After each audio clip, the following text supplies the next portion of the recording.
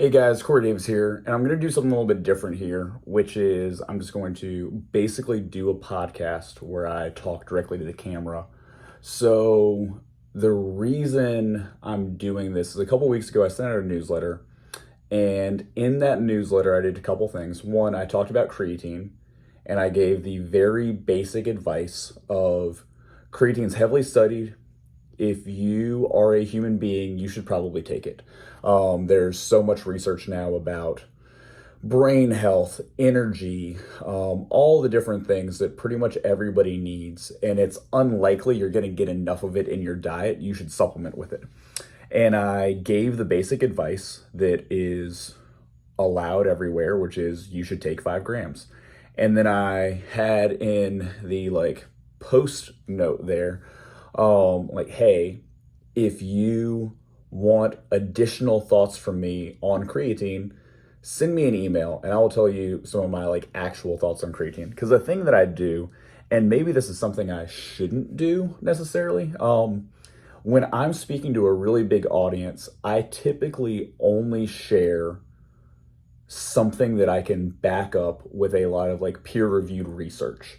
So if I'm speaking to a big group, I will just tell you what the research says. I will repeat that and I will tell you, hey, this is what the research says. This is what is popular advice. This is the safe advice. And that's what I give to big groups because one, that's probably all they need. And two, I don't want to present my opinion like it's a fact. That being said, I do have opinions. I do in my own life use anecdotes and I will make extrapolations based on something and say, this makes sense. This is what I'm going to do for me. You guys wait until there's been 10 years of study on this thing to do this. This makes sense to me. I'm going to do it now. And so that is what I did with the creatine thing. And I said, hey, if you have additional questions and you want some actual opinion from me where I'm editorializing a little bit, let me share that with you. And there's a number of situations where that would come up. There are things that I would personally tell a client that I have a really good relationship to do with their running program that I maybe wouldn't say online and give to everybody. Or an exercise that I think is appropriate for them to do for rehab that I don't think is for everybody. Or some other hot take that I just, because it's the internet, I just don't want to share with everybody. It's just not worth it. Because I'm not really let me say something controversial to get views type thing. And so a frequent thing I find myself saying to people is hey, if you were my little brother, this is what I would have you do. If you were my mom, this is what I would tell you. If you were my best friend, this is what I would tell you. And so that's what I'm going to do in this quick segment here. So this is, my own personal opinion. This is what I would do. And if you were a close friend of mine and you said, Corey, what would you do? What should I do? This is my opinion on it. So my two big things on creatine, one of which I'm almost able to share freely because there's getting to be enough research on it, is it doesn't make any sense to me that everybody should have 5 grams as the dose. You hear all the time, everybody should take 5 grams. And logically, that doesn't make any sense to me. I don't know how it can be that me, a 200-pound man who exercises all the time and has more than average muscle mass, a 120-pound girl, and Aaron Donald from the NFL, a big, 6'4", 300-pound freak. And I mean that obviously as a huge compliment. All need the same amount of creatine. That doesn't make any sense to me. That's not true with other supplements to my knowledge. That's not true with protein or carbs or fat or water. You need something that is dependent on you for everything else. So I don't understand why that would be true with creatine. Recently, there have been more studies that back that up, that basically say, yeah, there is increased benefits in larger doses. They're just marginal. That was probably 3 years ago you started seeing that. And then I would say in the last 6 months, you started seeing some more oh no, that it is really like dependent on you as a person and your size and need level essentially where you need more. So that's almost not a hot take anymore. It has been for a long time, but like the last 5 years, I've taken 10 grams every day. Um, because that made more sense to me. Now, the whole time I've been taking 10 grams, I told other people to take five because it's safer. And then on very rare occasions, I'd be like, yes, you should take more. That's what I would do. And I'm pretty safe from the standpoint of giving that advice because I uh, arrange it around the framework of this is what I do. This is what I would do. Here's evidence. This is what I would do. I'm actually doing it. So that's my first creatine hot take. If you are a regular sized person, 5 grams sounds great. If you are larger and more active, take more. And even if that turns out to not be true, I love it for two big reasons. One, creatine, relatively speaking, really cheap. So if I'm wrong about doubling my dose of creatine, it costs me like 30 cents. So it's like, cool, whatever. I'm so wealthy, I can afford 30 cents. I'm okay with that. And second, psychologically, I like the idea that I'm doing more than other people in a smart way. Because realistically, there's not a ton of different places you can like get those little advantages. And so every place I can get one of those little advantages, I like it. I love the idea that I am taking more creatine than you. I like the idea that I'm getting more in my system than you have, and that you are a sheep and you're just listening to 5 grams for everybody, even though you know deep in your soul that don't make no sense. So that's one. My second one is a hotter take. So I've always been a you should take creatine monohydrate guy. I have said that for a long time. If you go back to like any of my old newsletters where I talk about this stuff, take creatine monohydrate. Don't get suckered in to some designer creatine. My feeling on that has always been that the reason the fancy creatines exist is to bilk you out of money. That's how I've always felt about it. I think creatine is cheap, and all the studies are on creatine monohydrate, so you should take creatine monohydrate. And when the guy says you should take this other fancier creatine, concrete, creatinine, or similar such brands, probably for legal reasons, probably shouldn't have said specific brands. I'll take this down. I don't have money for a lawyer. If one of those brands comes at me, it's gone. It's not even worth it. I don't think it's worth it to take the more expensive creatines. I don't think that's a thing. I think that that is a way for those companies to find a way to have profit on creatine because it's creatine monohydrate. It's all the same. It's a chemical. So there's no like competitive advantage there. So you just have to charge nothing for it.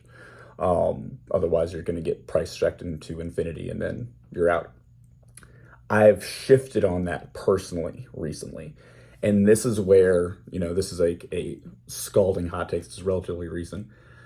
I was at a High Rocks race a couple years ago, and I met one of the dudes from a company called Creapure. And Creapure is a creatine monohydrate company.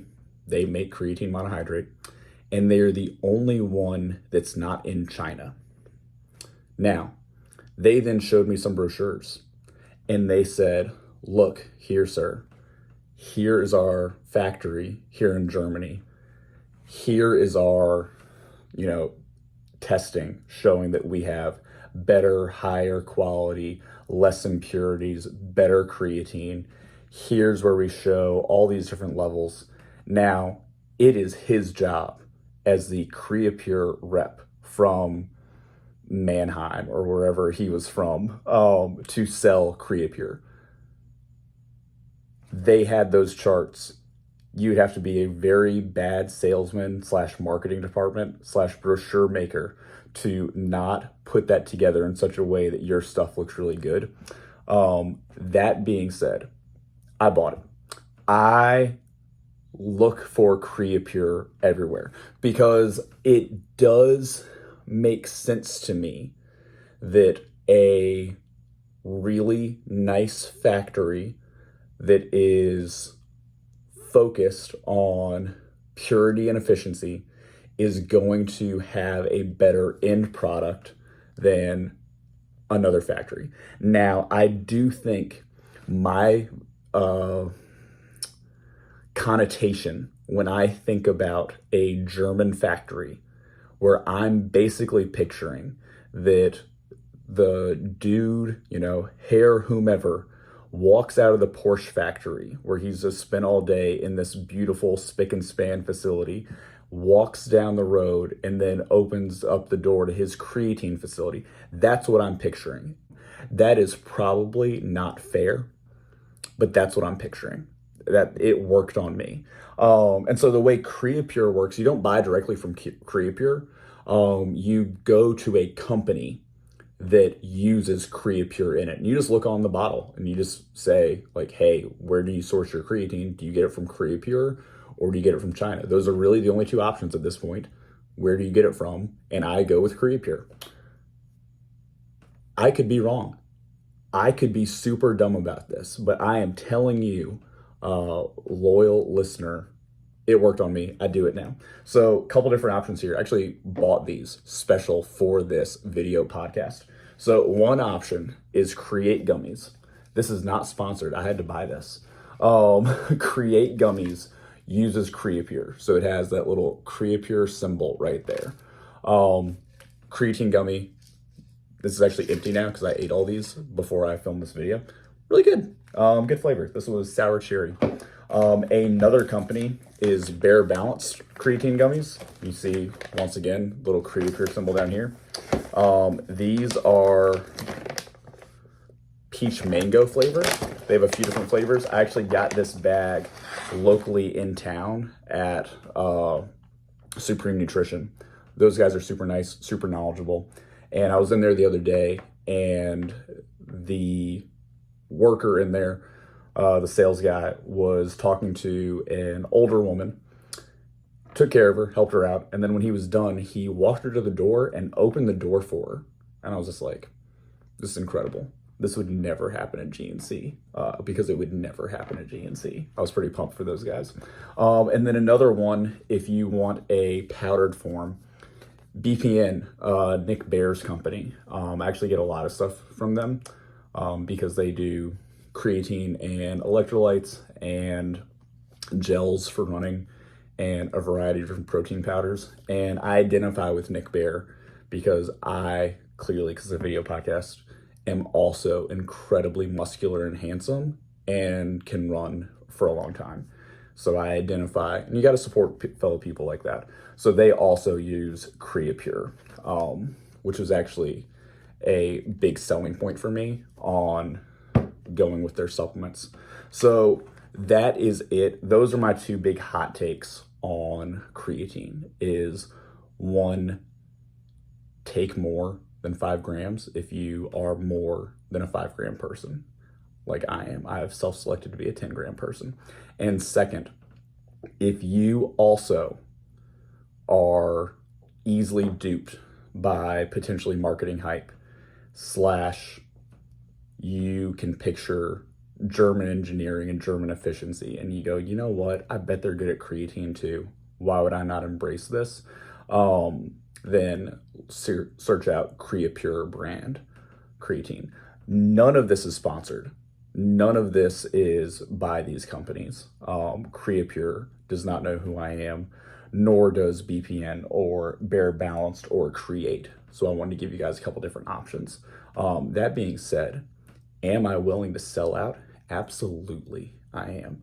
I will take this whole video down and I will replace it with one where I claim that the only place to get Creapure is through Bare Balanced or Create. I'll do a video where I stick one of those Create gummies and just spit it out. I'm so poor. I will so gladly take that money from one of you people. Not really. Thank y'all. I hope this helps. And now, since like 30 of you emailed me about this, I can just send this video to people in the future, and then they will also know my thoughts on creatine and what I would do. Once again, these are my thoughts. This is not medical advice, nor should it be construed as such. This is just what I would do as evidenced by the fact that I do it. I'm about to eat 10 grams of creatine gummies right now. Thank you guys. I hope this helped. If you have questions or other things you'd like me to talk about or answer for you in a long form like this, comment, like, subscribe, share with a friend, etc. Send me an email, Corey@coreblendtraining.com. Send me an Instagram message at Mr. Coreblend. Follow us. We will help you do things. Peace out. Thanks, y'all.